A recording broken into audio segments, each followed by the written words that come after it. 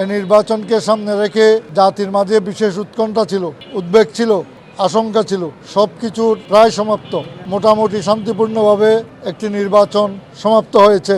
তবে দেশের কিছু কিছু জায়গায় ব্যাপক অনিয়ম হয়েছে, সে বিষয়গুলো আমরা আপনাদের কাছে উপস্থাপন করছি। প্রিয় সাংবাদিক বন্ধুরা, চট্টগ্রামের আনোয়ারাতে সরওয়ার নিজাম সাহেবের সন্ত্রাসী গোষ্ঠী আনোয়ারা বৈরাগী ইউনিয়নের গুয়া পঞ্চক উচ্চ বিদ্যালয় প্রাথমিক বিদ্যালয়ের সামনে অতর্কিত হামলা করে 11 জন সেনাকর্মীকে আহত করেছে। তন্মধ্যে মারাত্মক আহত 2 জন আসিফ এবং রুবেল আনোয়ারা হাসপাতালে চিকিৎসাধীন আছে। তাছাড়া আমাদের হবিগঞ্জ 4, মাধবপুর, চুনারগাঁড়ের 3টি ইউনিয়ন, মাধবপুরের 3টি ইউনিয়ন, শাহজাহানপুর, মনতলা, জগদীশপুর, এই 3টি ইউনিয়নে ফয়সল সাহেব জোরপূর্বক মোমবাতির এজেন্টদেরকে বের করে দিয়ে এই 3টি ইউনিয়নের 27টি সহ প্রায় 30টি কেন্দ্রে ব্যাপক অনিয়ম করেছে। তাছাড়া সিরাজগঞ্জ 6, শাহজাদপুরে আমাদের প্রার্থী মোশাররফ সাহেবকে গতকাল থেকে ঘর থেকে বের হতে দেয় নাই এবং ব্যাপকভাবে একতরফাভাবে সেখানে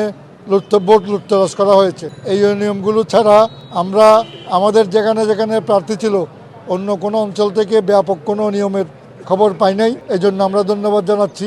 এই বিষয়গুলো আপনাদের মাধ্যমে জাতির কাছে উপস্থাপন করছি। হামলাকারীদেরকে গ্রেফতারের দাবি জানাচ্ছি।